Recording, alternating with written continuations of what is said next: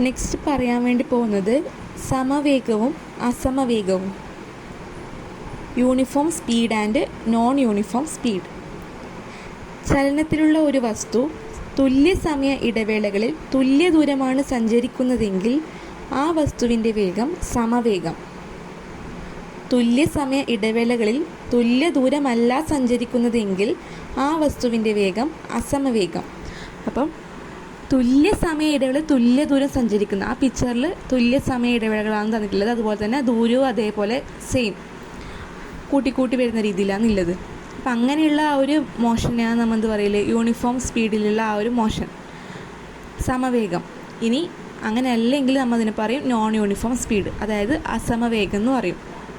തുല്യ സമയ ഇടവേളയിലല്ല സഞ്ചരിക്കുന്നത്, തുല്യ ദൂരമല്ല സഞ്ചരിക്കുന്നതെങ്കിൽ അതിനെ പറയും അസമവേഗം.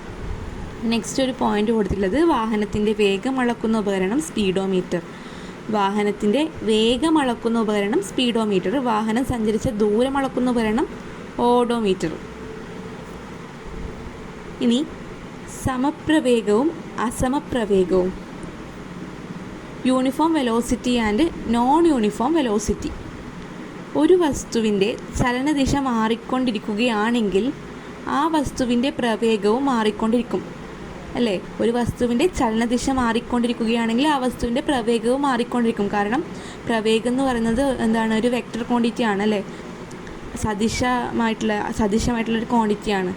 അപ്പം നെക്സ്റ്റ്, ഒരു വസ്തുവിൻ്റെ സ്ഥാനാന്തരത്തിൻ്റെ അളവ് തുല്യ സമയ ഇടവേളകളിൽ തുല്യ ദൂരമായിരിക്കുകയും ഒരേ ദിശയിൽ സഞ്ചരിക്കുകയും ചെയ്യുമ്പോൾ ആ വസ്തുവിൻ്റെ പ്രവേഗം സമപ്രവേഗം.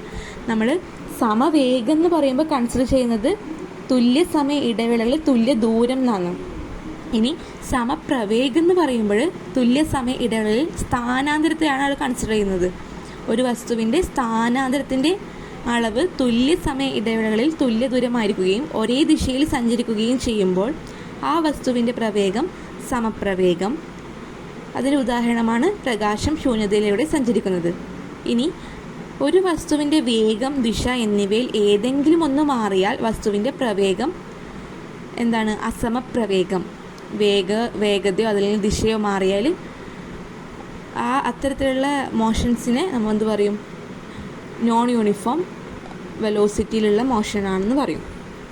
ഒരു വസ്തുവിൻ്റെ വേഗം, ദിശ എന്നിവയിൽ ഏതെങ്കിലും ഒന്ന് മാറിയാൽ വസ്തുവിൻ്റെ പ്രവേഗം അസമപ്രവേഗം. ഉദാഹരണം, സ്റ്റേഷനിൽ നിന്ന് പുറപ്പെട്ടു നീങ്ങുന്ന ഒരു ട്രെയിൻ. നമുക്കറിയാം സ്റ്റേഷനിൽ നിന്ന് പുറപ്പെടുമ്പോൾ അതിൻ്റെ സ്പീഡ് അല്ലെങ്കിൽ ആ വെലോസിറ്റി എന്ന് പറഞ്ഞെങ്കിൽ കൂടിക്കൊണ്ടേയിരിക്കും. ചിലപ്പം സ്റ്റേഷനിൽ നിന്ന് വേറൊരു സ്റ്റേഷനിലേക്ക് എത്തിയില്ല, അതേപോലെ അതിൻ്റെ സ്പീഡ് വെലോസിറ്റി ചേഞ്ച് ചെയ്യും. അപ്പോൾ അത് അസമപ്രവേഗത്തിന് എക്സാമ്പിളാണ്. നെക്സ്റ്റ്, ശരാശരി പ്രവേഗം ശരാശരി വേഗവും, average velocity and average speed. സ്ഥാനാന്തരത്തിനെ സമയ ഇടവേള കൊണ്ട് ഹരിക്കുന്നതിനെ ശരാശരി പ്രവേഗം എന്ന് നിർവചിക്കുന്നു. സാധാരണ പ്രവേഗം കാണേണ്ട ഇക്വേഷനാണ് സ്ഥാനാന്തരം ബൈ സമയം, അല്ലെങ്കിൽ സ്ഥാനാന്തരത്തിൽ ഉണ്ടാകുന്ന മാറ്റം ബൈ സമയത്തിലുണ്ടാകുന്ന ചേഞ്ച്. ഇവിടെയും അതേപോലെ തന്നെ ആവറേജ് വെലോസിറ്റി എന്ന് പറഞ്ഞത് സ്ഥാനാന്തരത്തിൽ ഉണ്ടാകുന്ന മാറ്റം ബൈ സമയ ഇടവേള, ഡിസ്പ്ലേസ്മെൻറ്റ് ബൈ ടൈം. ശരാശരി വേഗത എന്നത് ആകെ സഞ്ചരിച്ച പാത ദൈർഘ്യവും അതുമായി ബന്ധപ്പെട്ട ഇടവേളയും തമ്മിലുള്ള അനുപാതമാണ്. ശരാശരി വേഗത എന്ന് പറയുന്നത് ആകെ പാത ദൈർഘ്യം ഡിവൈഡ് ബൈ ആകെ സമയ ഇടവേള. ശരാശരി പറയുമ്പോൾ ആകെ എന്നുള്ള വേർഡ് യൂസ് ചെയ്യണം. ആകെ ശരാശരി വേഗത പറഞ്ഞാൽ ആകെ പാത ദൈർഘ്യം ഡിവൈഡ് ബൈ ആകെ സമയ ഇടവേള. ഇനി ഒരു വസ്തുവിൻ്റെ സ്ഥാന സമയ ഗ്രാഫ്. പോസിറ്റീവ് പ്രവേഗം സഞ്ചരിക്കുമ്പോൾ കണ്ട പോസിറ്റീവ് പ്രവേഗമാണെങ്കിൽ സ്ഥാന സമയ ഗ്രാഫ് ഇങ്ങനെയാണ് വരുന്നത്. സമയം എക്സ് ആക്സിസിലും സ്ഥാനം വൈ ആക്സിസിലും എടുക്കുന്നത്. അപ്പോൾ നമുക്കൊരു ഒറിജിനൽ സ്റ്റാർട്ട് ചെയ്യുന്ന ഒരു ഇൻക്രീസിങ് ആയിട്ടുള്ള ഒരു സ്ട്രെയിറ്റ് ലൈൻ കിട്ടും. കണ്ട, അതായത് ഒരു വസ്തുവിൻ്റെ സ്ഥാന സമയ ഗ്രാഫ് എങ്ങനെ, പോസിറ്റീവ് പ്രവേഗത്തിൽ സഞ്ചരിക്കുന്നത്. അപ്പോൾ ഇങ്ങനെയാണ് ഗ്രാഫ് വരുന്നത്. ഇനി നെഗറ്റീവ് പ്രവേഗം സഞ്ചരിക്കുകയാണെങ്കിൽ ഗ്രാഫിൻ്റെ ഷേപ്പ് ഉണ്ടോ, താഴോട്ടേക്ക് വരുന്ന രീതിയിൽ നെഗറ്റീവാണ് അവിടെ പ്രവേഗം വരുന്നത്. അതായത് അവിടെ പൊസിഷൻ, സ്ഥാനത്തിൻ്റെ അളവ് മാറിക്കൊണ്ടേ ഇരിക്കുന്നുണ്ട്. ഇനി സ്ഥിരാവസ്ഥയിലാണെങ്കിൽ കോൺസ്റ്റൻറ്റ് കണ്ട എക്സ് അതിൻ്റെ വാല്യൂ കോൺസ്റ്റൻ്റ് ആയിരിക്കും. അപ്പം 3 ഗ്രാഫ് ഉണ്ട്. പോസിറ്റീവ് പ്രവേഗത്തിൽ സഞ്ചരിക്കുന്ന ഗ്രാഫിൻ്റെ ചിത്രം ഇതാണ്. നെഗറ്റീവ് പ്രവേഗത്തിലാണെങ്കിൽ ഇത്, സ്ഥിരാവസ്ഥയിലാണെങ്കിൽ ഇത്. അങ്ങനെ 3 ടൈപ്പ് ഗ്രാഫ് ഇതിൽ വരുന്നുണ്ട്. നെക്സ്റ്റ് ഒരു പോയിൻ്റ്, ഒരു വസ്തുവിൻ്റെ ശരാശരി വേഗത തന്നിരിക്കുന്ന ഒരു സമയ ഇടവേളയിലെ ശരാശരി പ്രവേഗത്തിൻ്റെ പരിമാണത്തിന് തുല്യമോ അതിനേക്കാൾ കൂടുതലോ ആയിരിക്കും. ഒരു വസ്തുവിൻ്റെ ശരാശരി വേഗത, ഇത് സ്റ്റേറ്റ്മെൻ്റ് ആയിട്ട് ചോദിക്കാം. ഒരു വസ്തുവിൻ്റെ ശരാശരി വേഗത തന്നിരിക്കുന്ന ഒരു സമയ ഇടവേളയിലെ ശരാശരി പ്രവേഗത്തിൻ്റെ പരിമാണത്തിന് തുല്യമോ അതിനേക്കാൾ കൂടുതലോ ആയിരിക്കും. നമ്മളിത് നേരത്തെ പറഞ്ഞിട്ടുണ്ടായിരുന്നു, ദൂരവും സ്ഥാനാന്തരത്തിൻ്റെ കേസിൽ. ദൂരവും സ്ഥാനാന്തരം എടുക്കുമ്പോൾ എങ്ങനെയാണ് അതിന് കണക്ഷൻ വരുന്നത്, അതുപോലെ തന്നെയാണ് ഇവിടെയും കണക്ഷൻ വരുന്നത്. ദൂരവും സ്ഥാനാന്തരം ഈക്വൽ ആവാം അല്ലേ, പക്ഷേ ദൂരമായിരിക്കും സ്ഥാനാന്തരത്തിനേക്കാളും കൂടാനുള്ള ചാൻസ്.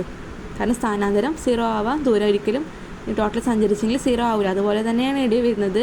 ഒരു വസ്തുവിൻ്റെ ശരാശരി വേഗത തന്നിരിക്കുന്ന ഒരു സമയ ഇടവേളയിലെ ശരാശരി പ്രവേഗത്തിൻ്റെ പരിമാണത്തിന് തുല്യമോ അല്ലെങ്കിൽ അതിനേക്കാൾ കൂടുതലോ ആയിരിക്കും. കാരണം എന്താണ്, ശരാശരി വേഗത കാണേണ്ട ഇക്വേഷൻ ഇതാണ്. ആവറേജ് വെലോസിറ്റി കാണേണ്ട ഇക്വേഷൻ ഇതാണ്.